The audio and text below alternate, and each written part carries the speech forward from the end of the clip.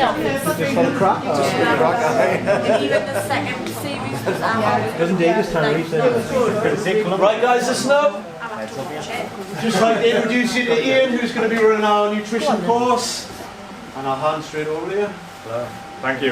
So hello everyone, thank you for coming down. It's great to see so many of you here.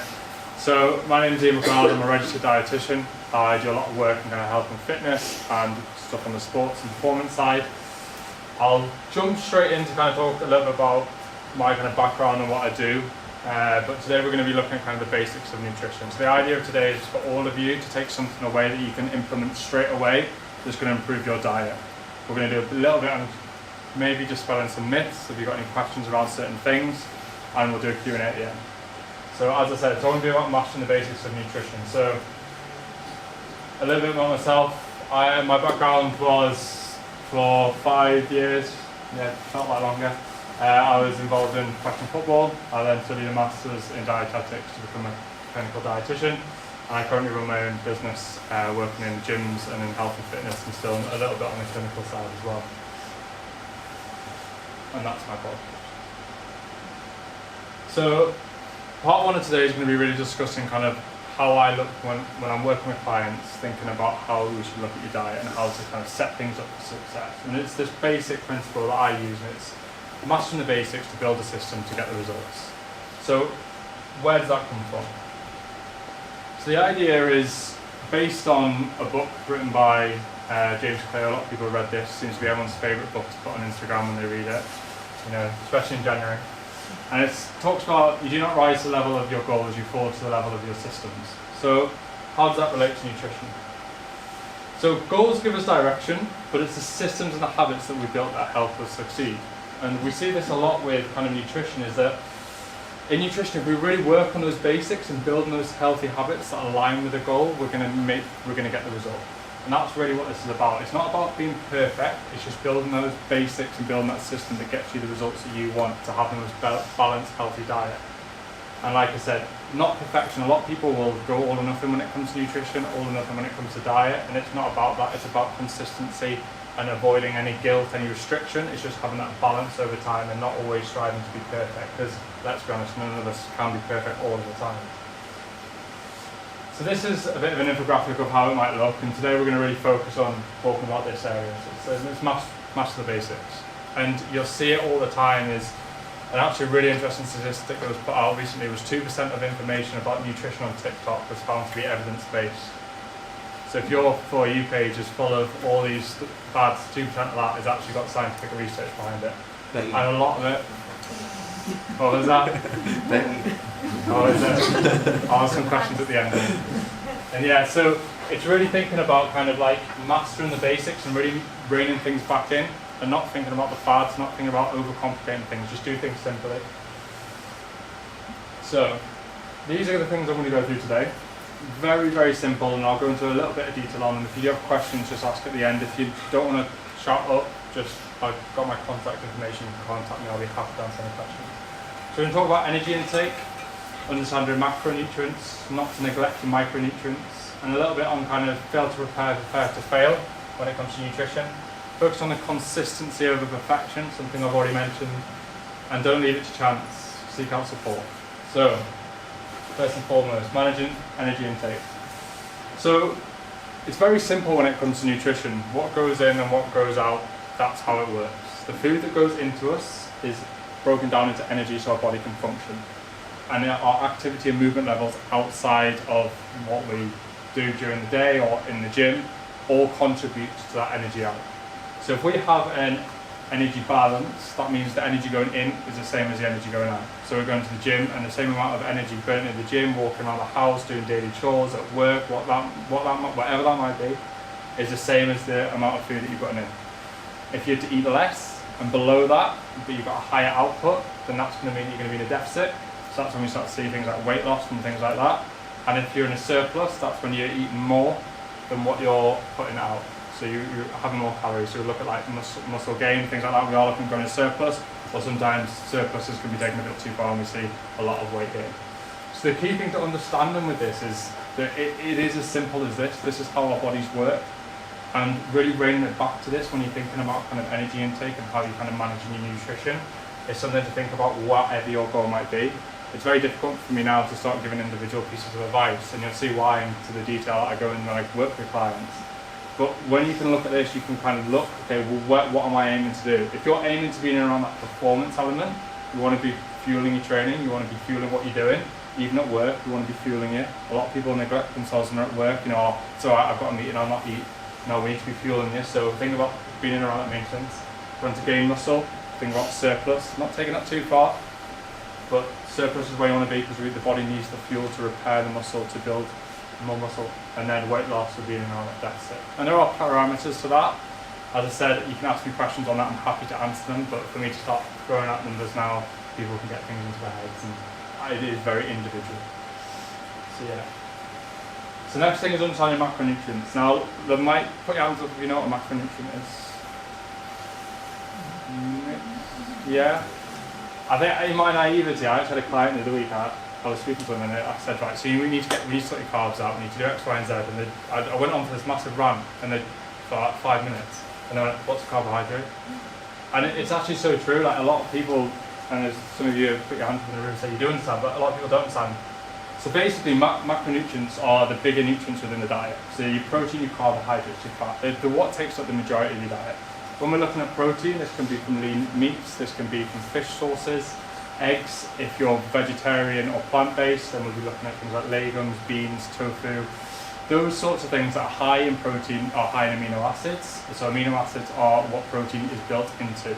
So protein has a really important function in our body. Everyone associates it with muscle gain and gaining muscle. Oh, I'm going to have a high protein diet, I'll gain muscle. That's true to a certain extent, but it also works in a lot of functions all over the body. It works with hormonal health, the repair of scar tissue. So if you've got a cut, you know, the protein is what's going to help repair that. It's not just down to muscle. Carbohydrates are our body's energy stores. You know, we see a lot in the media now, everyone focuses protein. You go into Lidl at the moment and Aldi, they seem to have just adopted the word protein wherever you go. It's not all about that, we need to think about everything. So we've got our carbohydrates, they're our energy source.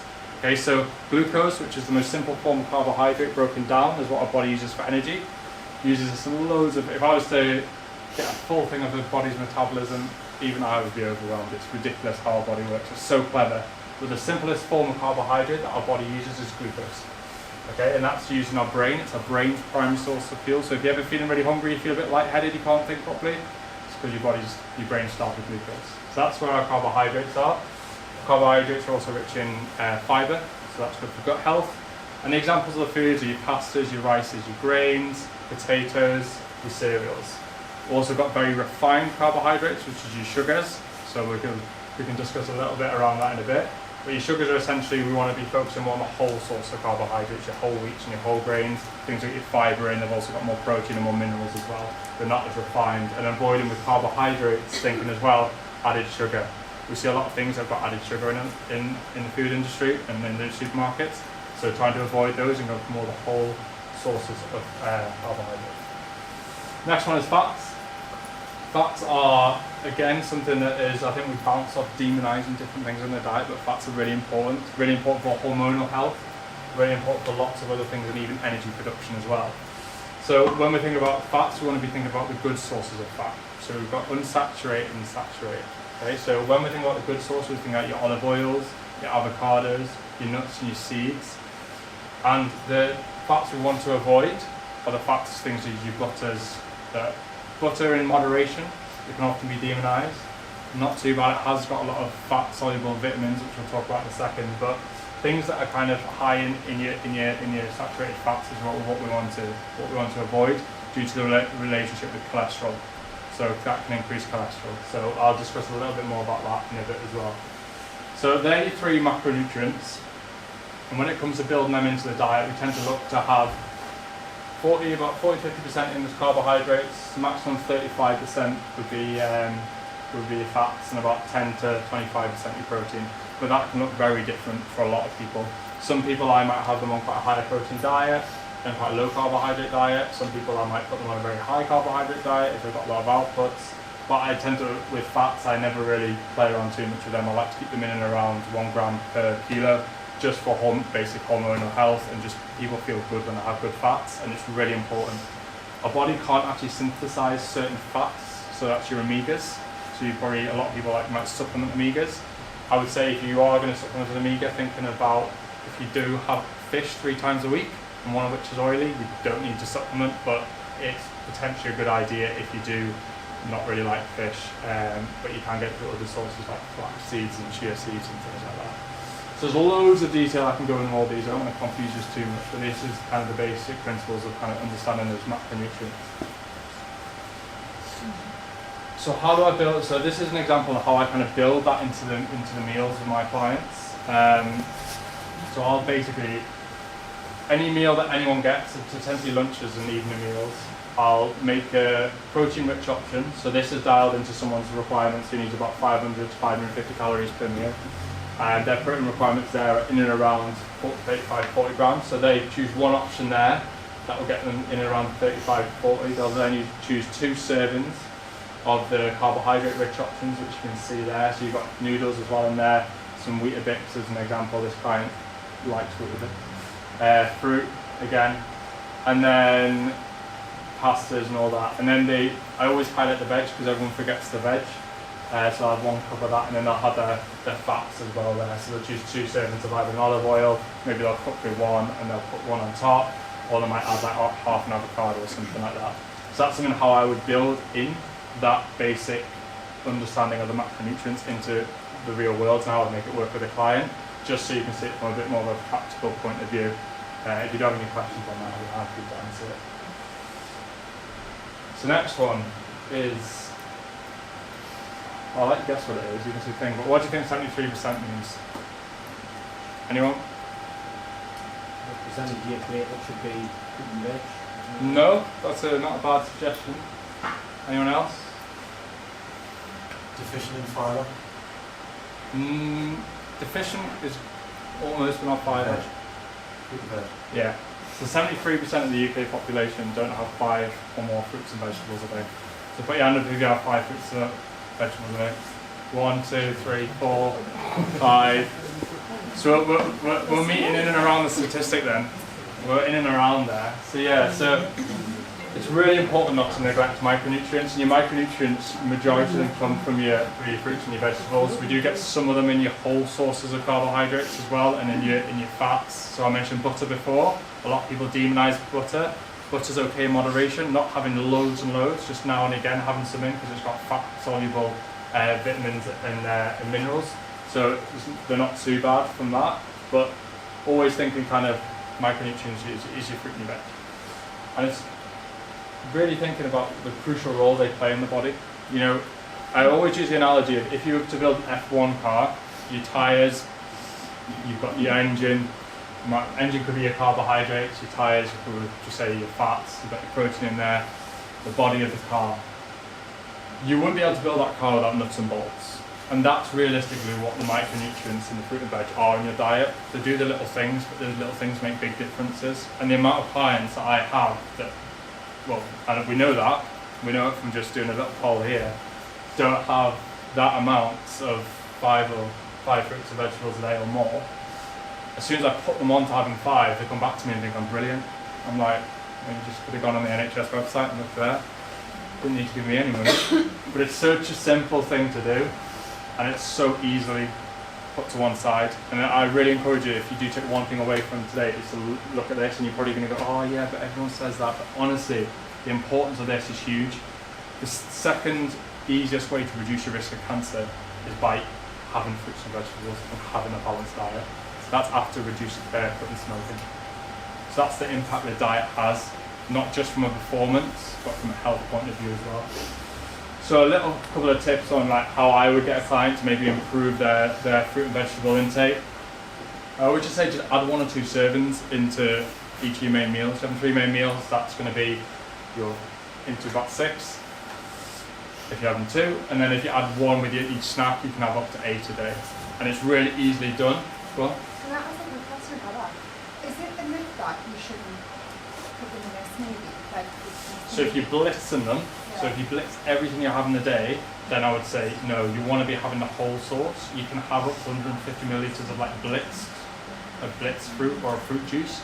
But the reason I say that is because basically it just rips all the fibre out.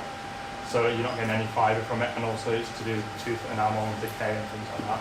So I'd always say, like, yes, smoothies are great, whack them in a blender, have them. If you're someone that doesn't like fruit and veg, and you're not going to have fruit and veg because you don't like it, but you like it in a smoothie, say, then yeah, that's great.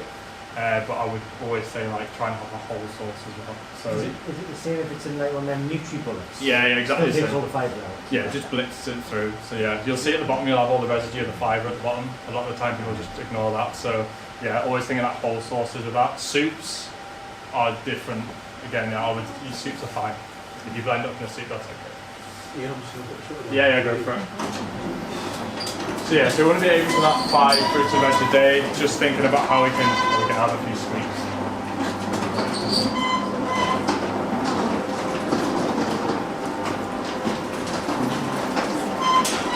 You have to do this before every session, yeah.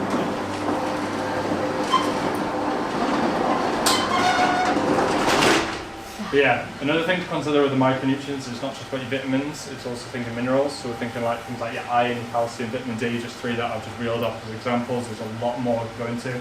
Iron, very important for female health. Females have a higher amount of iron needed in the body. So we need to be thinking about making sure I get iron in. It's very easy to be deficient in iron. Calcium, bone health, very important, especially as you go on in life, bone density decreases. So we have to be thinking about getting calcium into the diet through dairy products. If you're someone that doesn't have dairy through any allergies, you're thinking, okay, fortified foods, in plant milks and things like that. And vitamin D, something this time of the year that we bundled about a lot. There's, I think it's like geeks on TikTok have been firing out this vitamin D, and it's like the next best thing.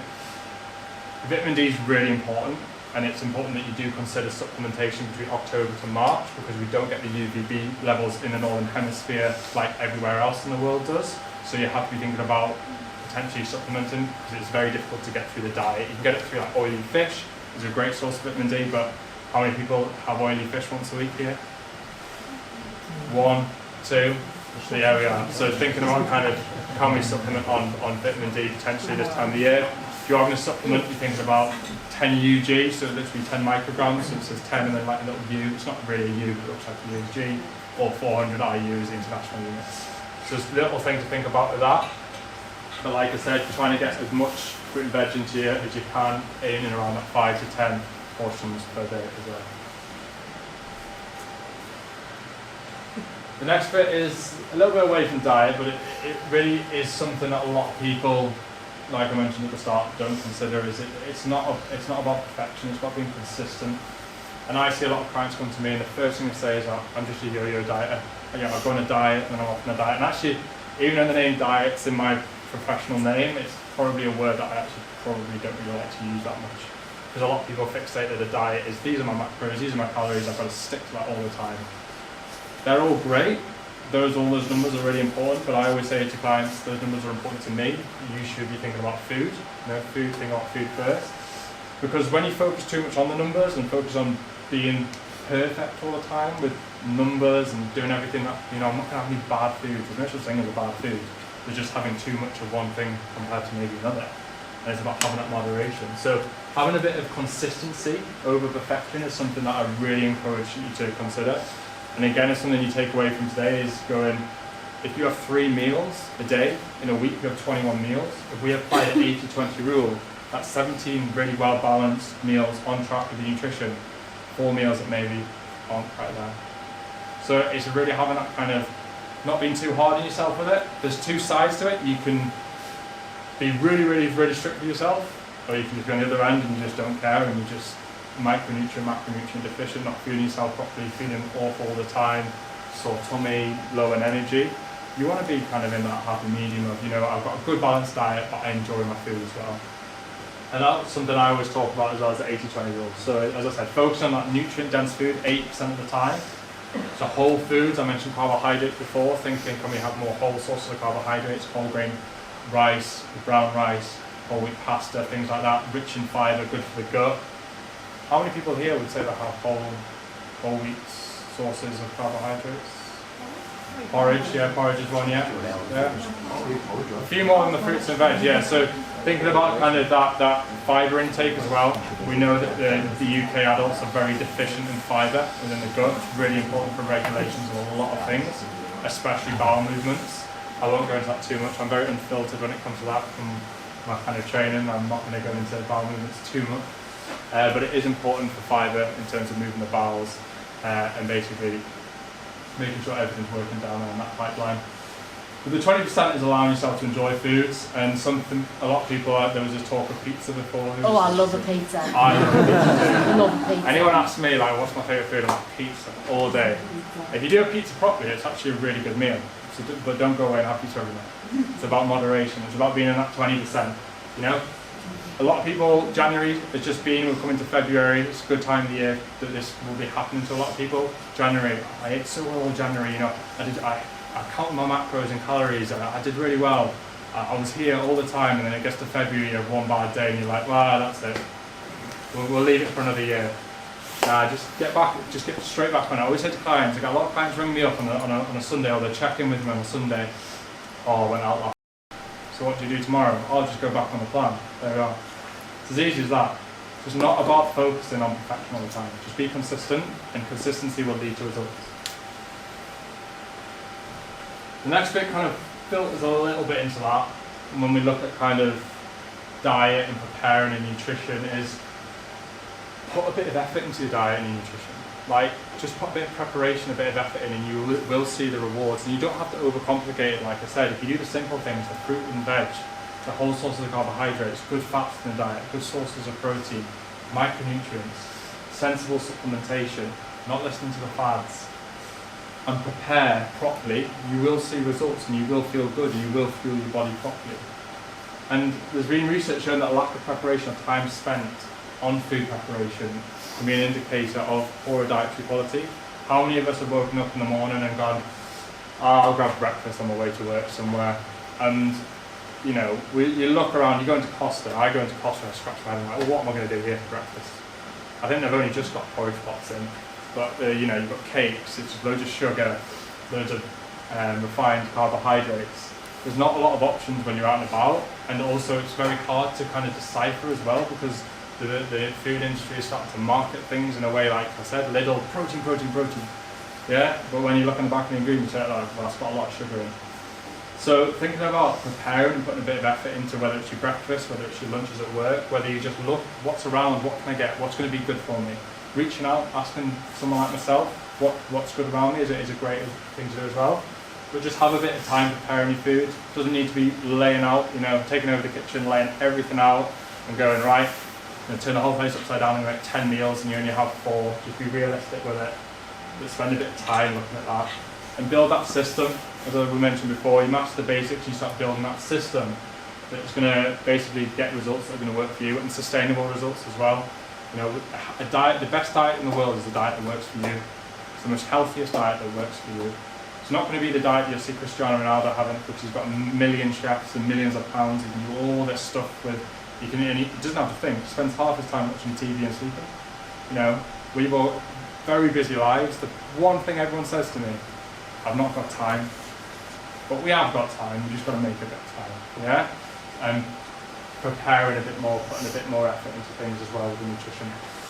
So having a good system is going to reduce the stress, you'll make better choices, you'll be more consistent, and it's all going to work towards that idea of being consistent and getting that long-term health and performance from your nutrition. There was also another bit of research, which I mentioned now, is food away from home, that's what FAF8 means, is associated with poorer dietary quality and poorer weight outcomes as well. So just putting a bit of effort in at home, thinking about what you're going to prepare, or making some sensible choices when you're out and about. Think about those basics as something that's going to inevitably lead to success. And the other thing is, don't leave it to chance. Seek out support. I was reflecting on whether to keep the slide in. Now, I've used it a few times. I almost feel like it's a bit of a sales gimmick, and it's not meant to be, because the amount of times people come to me and they've wasted so much money and time doing all these things from people that didn't really know what they were doing, or people on TikTok scrolling through, yeah, I'll take that, that'll work, that's a quick fix. So yeah, so if you do feel like you want some help with nutrition, it's about seeking out the right support, and just making sure that you are doing the sensible things and the right things, and like I say, not going and being a part, following the 98% of TikToks, things that aren't evidence-based. I thought it'd be quite funny, not funny, I thought it'd be quite fun to do a case study and talk a little bit about how I get somebody from coming in with me to leaving and a success. And I'm pretty proud of the fact that I would say all, if not maybe one or two, that people have been in with me have seen fantastic results. And it's all about how I do stuff, is looking at the evidence and making it simple and making a system that works. So this is a client I had, 40 years old, training experience 3 to 5 times per week in the gym, but really struggled with that consistency and the knowledge around nutrition. Business owner, very sedentary lifestyle, at a desk a lot, and recently had a GP visit which raised some health concerns. And when I spoke to them, the goal was weight loss, muscle gain, the typical one that everyone wants to, lose weight and build muscle at the same time. Difficult to do, but it can be done, and improve overall health. So I got him in, and we did a body composition analysis. We did some blood work, and we looked at what was going on.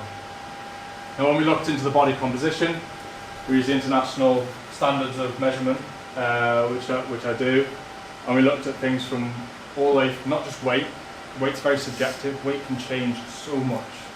You move your bowels, you can lose up to 7 kilos. That's an extreme. That's extreme. You can lose about 300 millilitres when you go to the toilet for a wee, when you urinate. So all those things play into a factor of weight. If you have more salt in your diet, you're going to carry more weight because water follows sodium. So I use a lot of other things. I use BMI, but I also don't use BMI all the time, especially when looking at kind of the muscle makeup of people. If I've got an elite athlete, one of my friends is a very top level rugby player, and he told me his BMI the other day puts him in the obese category, and I was like, well, you've got a lot of muscle mass, which is a lot of weight, which is what BMI calculates. But it's a useful tool to use. Waist circumference is really good in terms of looking at that adiposity around the midline, which we know is associated with negative health outcomes. That visceral adiposity, which adiposity is just a fancy word of saying fat, around the stomach, is associated with increased risk of metabolic and cardiac disease. We did body fat percentage through skin fold calipers, so measuring 8 sites on the body. So we did bicep, triceps, subscapular, your iliac crest, which is just your hip, supraspinale, and then your abdominal, and then a thigh and calf. And then we calculated muscle mass. I'm going to actually say that's wrong. You've not got 65 kg muscle mass. You've got the 25. So we can put all those calculations together, and we can work out where's this person at, what's their physical makeup at. Anyone got those bioelectrical impedances? Seen those? Use those when you stand there? Yeah? They're not very good or accurate. Alright, so if you are going to get body composition analysis done, look at something like a bod pod or even a DEXA scanner, or something like this, which is the skin folds and things like that. Just be very wary of those. Bioelectrical impedance are influenced a lot by water, and a lot of people can. I've got one of the gyms I work with, I had to have a discussion because a PT sent a woman to me, completely fobbed her off. She came along, she went, I've been on this machine, it says on this percent, and this machine says on this percent. And I was like, well, and when did you do it? What time did you do it on that machine? She goes, well, I did that after my lunch, and I did that before my lunch. And I was like, there's so many subjective measures when it comes to things like that, so just be wary when the numbers do come out of that. The next thing we did was blood work. So we looked at some basic markers with him. So we looked at some cholesterol, which we found was raised. So the GP had said it was raised, so I sent off some more tests. Cholesterol was up above the 5 millimoles. But what we're looking at here is, do you remember I mentioned the 2 types of fat?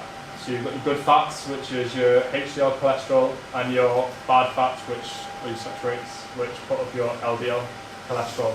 This stuff here is the bad cholesterol, the HDL is your good cholesterol. We want to be thinking about having this above that 1, so his was just in, but we want to have this below 3. So when we're thinking about like really fatty meats, things that are high in your fatty meats, your things like crisps, high in saturated fat, those things there, saturated fat, is going to cause your cholesterol to go up. Total cholesterol is kind of looking at all of it put together. And when we look at that, we've also got to consider that there could be some influence of HDL there. So that's something I always look at. Blood glucose, which is measurement of metabolic health, risk of diabetes. His was put into that kind of pre-diabetic range. And HbA1c is your diabetic marker, which again came in as pre-diabetic. So he did actually come in with me with a few ideas on things might not be too good, and then we went and did that, and he wasn't very happy with me. So what did we do? We did a diet history, had a look at his diet. High in cholesterol, high in saturated fats, very high in sodium, elevated his blood pressure, low in fibre, high in added sugar, and he was constantly in a calorie surplus. There was a history of weight gain prior as well, and irregular meal patterns, lack of preparation, and he was constantly on those grab and go foods. So, what do we do? So we put a plan together. The plan was quite similar to what I showed you before, with some key goals working on along the way. I still work for this guy now. We're doing very well. We're actually further ahead of where you'll see in a second. But we looked at adjusting his intake for weight loss around ½ a kilo a week. Not aiming for being too much. We don't want to lose too much quickly, because we know that he's going to kick off all the hunger hormones, and things aren't going to be as sustainable. So we're aiming for a gradual weight loss over time, really focusing on as well on the quality of his diet. So we looked at increasing that fibre, improving that gut health, slowing down digestion, and so that slower release of energy. Higher protein intake from kind of lean meats, dairy, legumes. And we balanced those snacks throughout the day. So we created all one big plan that was going to work for him, that was going to get him the exact results he wanted, but also in a sustainable way. It wasn't a meal plan that was so rigid, it allowed for flexibility. And the plan that I gave him was to follow that 80 to 90% of the time. If you want to go out for food with your wife and you just want to have a pizza, have a pizza. Just get back on that plan the next day, or get back on track the next day. We also focused on those healthy fats to start to balance out those cholesterol as well. There's a lot of other things we did here. This client came to me, I said, how do you feel about alcohol? What should we do about that? How are you feeling about that?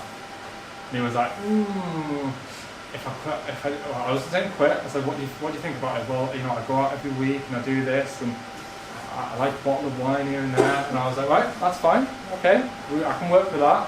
How would you think about just reducing it a little bit? So we just reduced it down. He started waking up on a Sunday, felt much better. Woke up on a Saturday, felt a bit better. He wasn't having a lot, but he was still having quite a bit. We reduced that down, and actually now, doesn't really drink alcohol at all.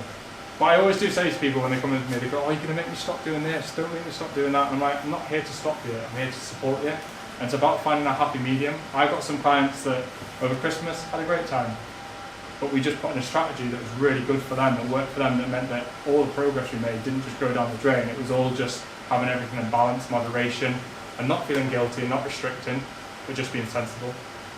So we did focus a bit on alcohol. Exercise was a big one. You guys, obviously all members of the gym here, getting that 150 minutes of exercise a week is so important.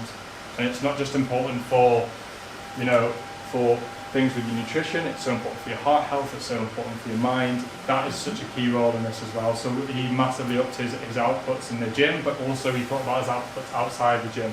When we look at how your body burns fuel, we have your BMR, which is your basal metabolic rate. That's if you were to lie in bed, you would literally, that's how many calories you burn. Yeah. The next bit we've got non-exercise activity thermogenesis, which is basically all the activity you do outside of basically going to the gym or doing purposeful activity. That's quite a lot. We then got the thermo effect of food. So like your body needs to spend energy burning food to make energy. Sounds confusing, it's a little bit like the chicken and the egg, but that's essentially one part of it. And then we've got the exercise in the gym. And actually the exercise in the gym compared to your movements outside the gym is very important, but it's what you do outside the gym that also makes a big difference, how much movement you get outside the gym. And that's not, going and just walking and walking and walking. It's thinking about little things like going to the supermarket, I park my car on the other side of the car park, and I'll get a few more steps in. A bit more activity outside the gym is going to make a big difference in the gym as well. But in terms of being in the gym as well, we thought about with him, I wanted to, his muscle mass was about 25 kg, it wasn't 65, he would have been, I've not seen anyone have 65 kg muscle mass. I think maybe one of the Samoan rugby players might. But he wanted to put some muscle on, so we were thinking weight training is so important. You're not going to gain muscle, no matter how good your diet is, if you're not inducing the right training to do that. You know, John will have you all flowed up on that. So just remember, it's a combination of all of it. So yeah, so we've got a big plan in place. I've worked with him since July, so quite a while. And then these are the results. Got his weight down by 13 kilos, he was bang on the money. It wasn't linear though, we didn't like do half a kilo every week. We went up over Christmas, we came back down. There was a pattern to it, but if I looked at it, I always do with people, if you weigh yourself every day, it'll fluctuate. So I would never say weigh yourself every day, maybe once a week, but start looking at the trend over a month. And that's what we did, and I actually looked over 6-7 months, and you can just see it is coming down like that. But if I was looking over all the data points, it's literally like this. Yeah, because it fluctuates so much. But we use the body comp analysis to kind of guide it. His BMI is still in the overweight category. Again, he's not 68, I don't know why I put that in.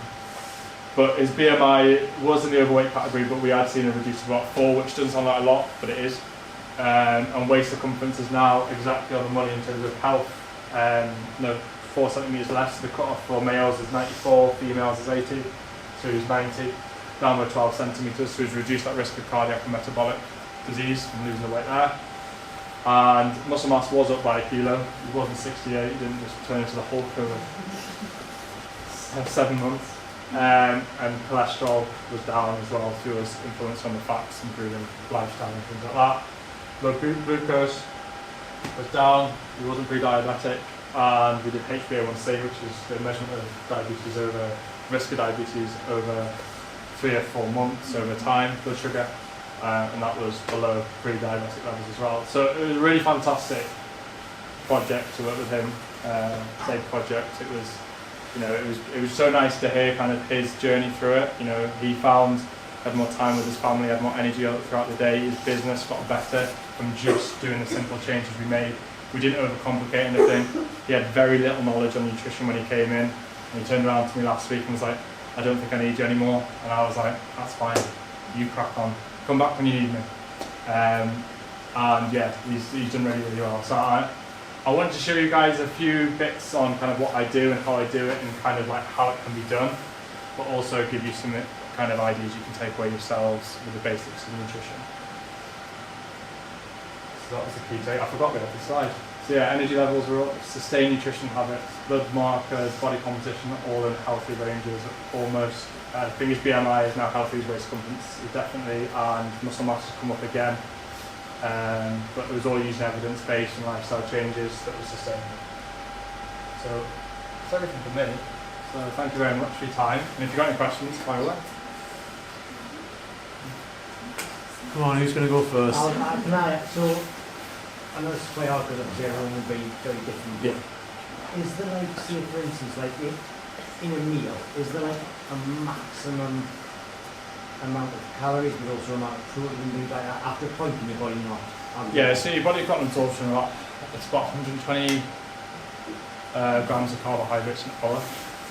So we think we've got like some of the elite guys we have in the cycling, what we start to do is mimic kind of different types of carbohydrate absorption within the body that would essentially go into different sites and be absorbed so we can maximise absorption. So your body does have a limit. Protein, it does have a limit again. But I would say in terms of balancing a plate, think about having half a plate fruit or veg, a quarter of carbohydrates and a quarter of protein is a really easy way to go. That tends to be my first protocol. If you've got a day where you may be expending more energy, going for like a third of each, having a bit more carbs. But again, that half a plate of fruit and veg, quarter protein, quarter carbohydrates is a good place to start in balancing that plate. Just talk about fats. Yeah. So I struggle a little bit with fats because I've heard that there's so much conflicting information. So I'm trying to do this thing where you eat quite natural things rather than all the additives and preservatives and all the rest of it. But that tends to mean that I'm eating like full fat milk, or like I need to put that to food rather than like calorie-free and stuff like that, because the ingredients wise it's better. But obviously fat wise it's not. So I'm having like like full fat yogurt and full fat cheese because I heard that full fat and low fat because it's less sugar and then it's better ingredient because it's not got preservatives, but then obviously I've got that high fat with the healthier food. Does that make sense? Yeah. Good question. Yeah, that's a really good, really, really good question. So yeah, I can see what you're trying to do there. In terms of trying to eat more natural whole foods, which are going to have less additives and less kind of processing to them, which is good. In terms of what, do you mind me asking a bit about what you have to work? I actually just have a bag of coffee. So what's in the coffee? I use coconut milk, like raw coconut milk, and I put collagen in, and then I put MCT oil to Yeah. like cause the fat to like swell up longer. Yeah. And then what's next in the last one? Dinner. Evening. No, Or lunch. Lunch. And then I tend to have like sourdough with something on. So sometimes I'll do like egg mayonnaise, or I like avocado, like feta, but then I put like balsamic glaze and tomatoes and something like that. But I tend to always have like something with bread. Yeah. So what I would do is I would scrap your coffee. Okay. So essentially with coconut oil, that's a trans fat. So it's actually not actually very good for you. A lot of people think coconut oil is amazing for you. It's actually very high in trans fats. If you want to have things that are lower in sugar and low processed, I would definitely say that's a good way to go. But you don't need to fire your fats up so high. Looking at kind of lower fat sources of dairy. So you could go from a whole milk to a semi-skimmed. Sounds very simple, but you're going to reduce that because that's going to be really high in that saturated fat.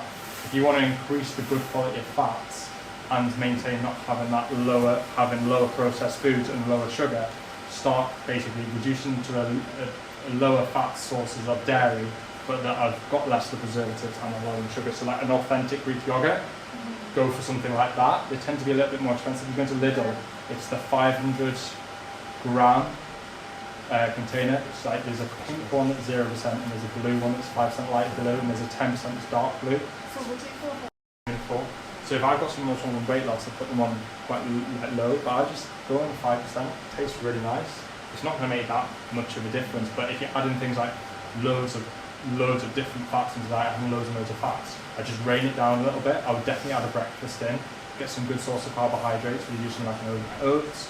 I don't know what you like to have, but you could certainly have like an overnight oats, or you could do a smoothie or a shake, and you could add like some flax seeds into that. You could do a porridge and add some flax seeds on top, or chia seeds. They're going to be high in omega-3s, so you get some good fats from that without having to change too much up. I would definitely say don't go all out with fat and like drop all your sugar and be like, I'm going to have any sugar, I'm not going to have any, I'm going to have really all these high fat foods. Go for like just your low fat. We always recommend like kind of the leaner cheeses and things like that. Don't go too all out with it, and just kind of moderation again. So yeah, does that kind of answer your question? Yeah. Any other questions? Yeah. So John has for someone. John has a half 5 in the morning session. Yeah. So sometimes feeling a workout. What would be your advice? So we're getting about 5:30. So thinking about the night before, get a highly carb meal in. That's going to top up all your glycogen in the muscles. You're going to feed. You're basically going to have the energy there. I would definitely say, what time do you wake up? So about 10 to 5. 10 to 5. So get like a liquid-based carbohydrate into you. So even if it's just like something like a gel or something like that, something that's really just simple carb. But if you have had a high meal high in carbs the night before, you will have the energy for it then. The session's only an hour. Yeah. So you should be okay. If you really feel like you want something, having something like a liquid carb drink or something like that, something that's going to be easy digestible carbs straight away first thing in the morning. But yeah, just be careful in terms of kind of having too much sugar in the morning as well. So just something that's in around 20 to 30 grams of carbohydrate to give you a nice little kick. But if you do have a high carb meal in the evening, you'll have glycogen levels topped up, which is all the carbohydrates stored in your muscle. You will then be able to fuel the session effectively. I wouldn't go for a really low carb meal the night before. Just have like that third of a plate, something like that. You could take a hit of caffeine as well. Anyone else? Question? Come on, there's got to be some. Is there a particular macronutrient that you should be eating before or after training, like carbs within Yeah. a certain time period, or hopefully within a certain time period? Depends on. Yeah, you could go. I could go to town on it, like to the most minute detail, but I would say before training, getting a good amount of carbohydrates in, and then after training, thinking about protein and carbohydrates. You want to be getting the protein in to repair the muscular damage and repair the body, start that protein synthesis that's going to be muscular synthesis, that's going to build the muscle and recover. So definitely aim for some carbs before. If you're going to have carbs really close to training, having more refined carbs, so the carbs I've just spoken about not having, have a little bit of those before, because you want a bit lower fibre and a bit lower fats before training. I'd say within an hour to two, to basically make sure you get maximal carbohydrate absorption. But yeah, after protein, carbs again.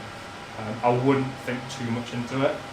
I wouldn't go and have something like a really greasy, high-fat meal before you train.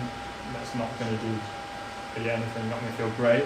But I'd just say if you have any balanced 3 meals, so say you have breakfast, your lunch and your evening meal. Evening meal, it's always a difficult one. The biggest challenge I have with clients is that evening meal, because it's like, well, I have to eat evening meal at 5 o'clock and I go to the gym at 5 o'clock. So do I eat really late or do I eat before? I'd always say, like, if you can eat your meal after and you're going to be able to sleep okay and you're not going to have any indigestion or anything like that, that's fine. Or you could then push your lunch to be a bit earlier, about 11 o'clock, have that main meal about 3 o'clock, which is going to be 2 hours before a gym session, then have a top of carbohydrates for an hour, you train, and then in the evening just having a lighter snack. Something like a yogurt. Yogurt's got casein in, so your casein's a slower absorbed protein within the body, basically. Simplest way of putting it. You've got casein and whey, which are the byproducts of cheese. Whey protein is quick absorbed, that's why we take it as a shake. Casein is slower, so yogurt is full of casein, so you'll have slower protein overnight. You'll feel fuller, but having that, and then if you have a hit of carbohydrates as well, and some good fats, and just a little small balanced snack. I like using yogurt, a bit of granola, maybe some peanut butter, some berries. I'll ask a performance-based question for the group. So quite a few of them have got their first high rocks coming up. Yeah. Some are going to be training competing in the afternoon. Some are going to be competing in the morning. Yeah. Could you give like an overview of what would be best for those that are going to be on early doors, and what would be better for a meal for those on the afternoon? Yeah, so the first thing is on race day nutrition is don't do anything new. Have you been told that? Yes. Yeah, don't do anything new. So start thinking about the things I'm doing Glasgow as well, I'll be up there. So you're thinking, I'm already trying things before training and seeing how my body reacts to it. So like that, I mentioned there, that carbohydrate snack before you train, that's just going to be your race day snack. So start training your gut now, your stomach's something you can train. Start training with things that it's going to like.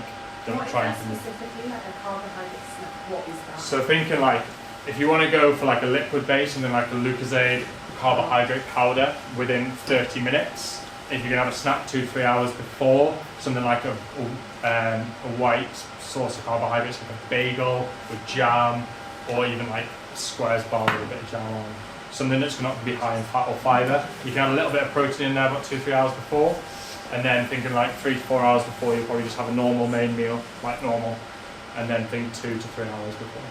You shouldn't eat after that 2 to 3 hours before, and then you can have a bit, but I wouldn't go like every hour on the hour. I'd just say 2-3 hours before, have a nice carbohydrate snack, and then top up on it something that's going to be a liquid-based carb, a simple carb. Even if it's a sweet, you can have like some jelly babies.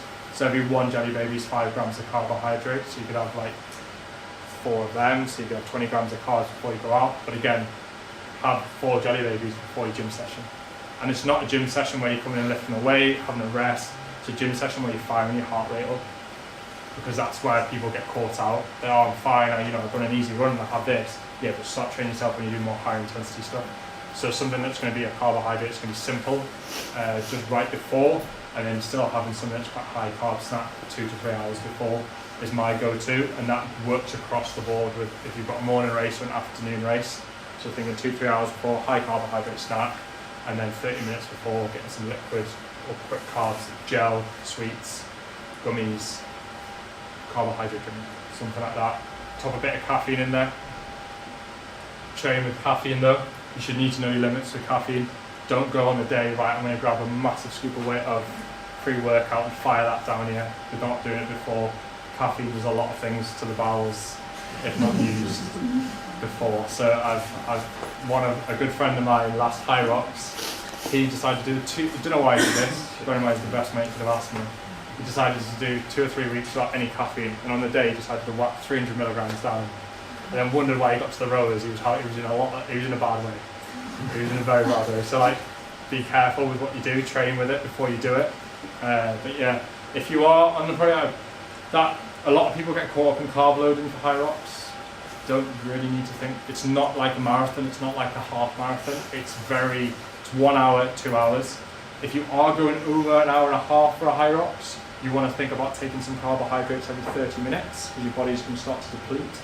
But if you're within less than an hour and a half, literally a good pre-race nutrition strategy, 2-3 hours snack, then that's still simple carbs, a good meal 4 hours before.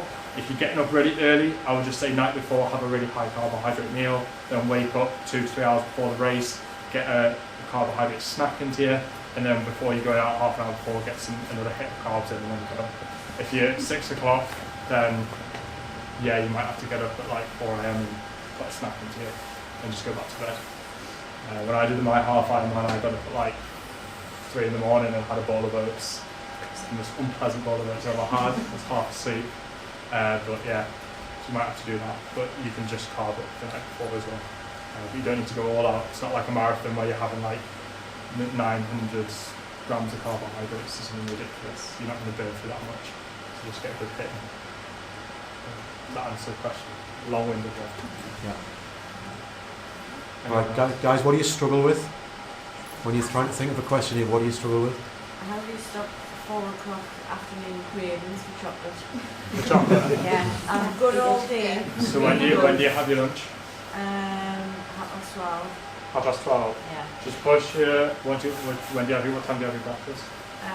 It just depends. If I'm at work, I try and wait till about 10, but if I'm at home, at my stage, round the place. So I'd put a little snack in mid-morning, and then put a little snack in I mid-afternoon. do that, but then I just cave. What snack do you have? Like apple, banana, So carrots. get like a tablespoon of peanut butter, chop the apple up. That sounds better. Yeah, and after that, so the fats will make you feel a bit fuller. It's got a little bit of protein in. It's also got some good fats in there, so just do a little dip like that. If you are going to have chocolate and you do really want chocolate, you can have some chocolate. Go for like a dark chocolate. Yeah, I do that. Things like that. Melt the chocolate down and take 3 cubes and melt it down, put the packet away and dip it in. It may seem like weird, but it's a lot easier if you melt it to have it and not feel like you need to go and have the rest of the bar. It takes longer, and then if you coupling that with the apple that's got the fibre in, you get micronutrients, you get your chocolate craving. Yeah. I'm okay if I make like peanut butter oat cookies, but that takes time. So if I've run out of there, that's what I struggle. Yeah, so something like fetch some of them in.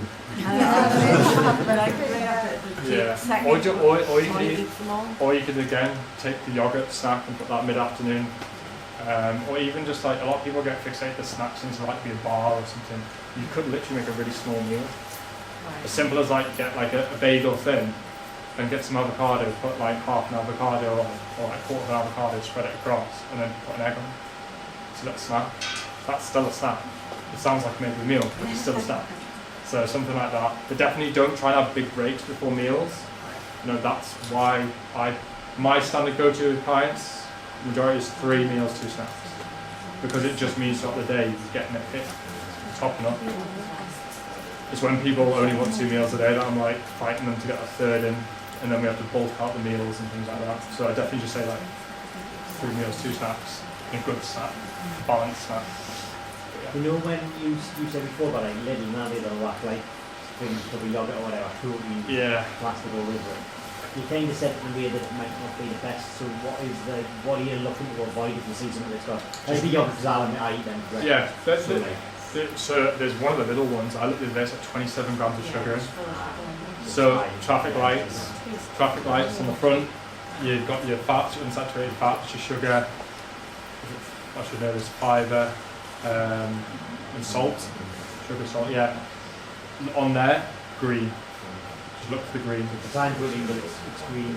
If it's high in protein, it's giving you a massive red for sugar. I would look elsewhere. Avoid it. Yeah, it's honestly it's a minefield and it's such a nightmare. And it really winds me up because like, you know, we try and educate people that yeah, having a bit more protein in the diet is good, and then the food marketing agencies just come in and go, wow, protein, protein, protein. And it just, yeah. But yeah, just look on the traffic light. Traffic light's the easiest way to do it. Just look for your greens.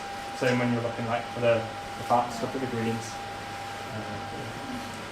Is it overall, how late would you see, if you wanted to snack before, like after you ate tea, what time would you see it is like, or what would you tell your client? What, to cut off eating? Yeah. There's little evidence on it really. I just say like, don't have if you have a full meal, you're not going to probably sleep very well. But when we look at the evidence, there's not actually too much evidence into it. I would definitely say look in and around just like having a lighter snack in the evening before bed rather than having maybe a full-blown meal if you're going straight to sleep. But there's no specific time. It's very, you know, if you find I could literally eat a full meal now and go and train. I just can't do that. But I know people that will literally starve and not eat for a while before training, and it's like trying to work out things we can get into them where they're going to feel at the best. Because it's not going to be very good if they're starved going to train session and moving carbs. So yeah, anytime. If you feel like 1 or 2 hours before is good for you, try that. Maybe not. It's like eat then sleep. Give yourself your body some time to digest and relax as well. So sleep hygiene and just chilling the body out and relaxing.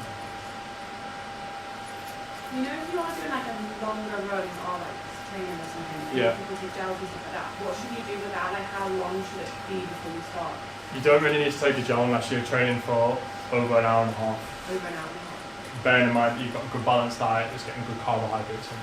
So if you're hitting like a long run that's going to be 1 hour 45, then getting a hit of carbohydrates to start, 30 minutes, 1 hour, 30 minutes, something like that. So you're getting like 30, depends, we normally go off body weight, like how much carbs per half an hour. But yeah, every half an hour having a gel or having a hit of carbs on a longer run, it's over an hour and a half, definitely. But anything other than that, just a good, like, almost like a higher up strategy before. Just don't need to overcomplicate it. What's your like go-to meal? It's maybe a bit naughty, but good for you, quite easy to put together. Ooh, good question. It's not cream egg, Iain. You're not letting the man speak. Quick and easy meal. I tell you what I quite like. It depends how the class is quick. What time frame are we talking quick? Half an hour. I'd probably go for like whole wheat pasta, and then get light cream cheese. Add chicken breast, grilled chicken breast, and I'd mix it in with some a good portion of onions, good portion of peppers, and then season with like some Cajun, have like a Cajun creamy chicken pasta, something like that. If you want to be really, really quick and easy, you could potentially go for one of the rice bags, and then you can put together something from that. Fajitas are a simple one, simple and easy. Actually quite a good meal, just having a whole sauce of the wrap, not getting like a refined white wrap, get one of the whole sauce ones. But something like that. That's a good question, that. The only thing. No, just that's one on creatine. Is there a right and wrong time to take it? Creatine, just within the day, 5 grams at least. Now that he's asked about creatine, that's about electrolytes. Yeah, so it's, just repeat the yeah, creatine, good supplement, very well researched, 5 grams a day, minimum, take it. If you do feel a bit sick after having it, some people do get nausea inside. I get nausea off certain types, the one that's not the Cray Pure. So I've switched to the Cray Pure and I'm fine. But some people do get side effects of it, so just, I always say take it with some food. So mine was sorry, electrolytes. Electrolytes. What's your thoughts on electrolytes? Good. I was actually, so I do stuff with, I don't know whether they've used the CNS brand, Precision Field Hydration. So they've come out of the endurance sports, but basically I do sweat testing with them. So I test sodium concentration of people's sweat through a machine, and we can basically work out exactly to the milligram of electrolytes they need per hour of exercise. Electrolytes are good, but what a lot of people do is they'll drink electrolytes throughout the day, so I'll have loads and loads of salt throughout the day, And then what they don't realise is if you go through the bread aisle, for example, in any shop and try and find a green bread, a bread that's got a green salt thing on, you'd be surprised at how hard that is, because there's so much food, there's so much salt in. Just be careful with electrolytes. You don't need to put loads of salt into it all the time. I'd say if you're doing a really heavy session, you're losing a lot of fluid, an electrolyte tablet isn't going to be a bad thing. Hotter weather, when we're in this cold northeast, you know, we're not going to be losing a lot of fluid. Maybe in the summer when it's like a bit hotter, fingers crossed, you will, so you might want to have an electrolyte then, but make sure for males it's 2 litres at least a day, females is 1.6. As people exercising, might need a bit more, just go off your urine colour. Sounds a bit vulgar, I'm sorry, but if it's clear, you're hydrated. You don't overhydrate, so just keep it clear, a little bit yellowy. You can look up the hydration thing online, it'll show you, if it's really dark brown, then, you might need a bit of water and electrolyte, but in and around, I wouldn't go into specifics, because when I do the test and I do specifics on the testing, it's very difficult, because John's going to get his results soon. Some people I've got some people that will sweat in an hour of heavy exercise 1,500 milligrams of sodium. Your daily allowance is 2,400. So that's what they sweat in 1 hour. So when they've gone to a 3-hour event, they've lost so much sweat. I did a sweat test for a woman. She came to me the day before, by the way, and she was like, I want a fueling strategy, I want a sweat loss strategy. I was like, when's your race? Tomorrow. Oh, brilliant, great, that's fine, I'll do it. So I said to her, calculate her requirements. She then told me she's doing a 24-hour race. So I'm like, right, okay, so I've just calculated how much sodium we lose per hour. And honestly, I had to double check and then check the research to say what's the most dangerous amount of sodium to have per day, because over 24 hours she was losing 800 milligrams of sodium per hour. And it was just outrageous, but I was like, well, that's how much she's losing during the sweating, and we know that because we calculated it, so then we can kind of say, yeah, she's going to need to replace that 800 every hour on the hour. If you're just going to lose a bit of sweat here and there, it might be quite good to have a little bit, but it's not essential. Hydrate properly with water, and then add electrolyte in when you're really sweaty, or get a sweat test. Anything else? If you do have any questions, you can always drop me a message or an email. Always happy to answer questions. But yeah, thank you very much for taking the time out of your evening to. Thank you.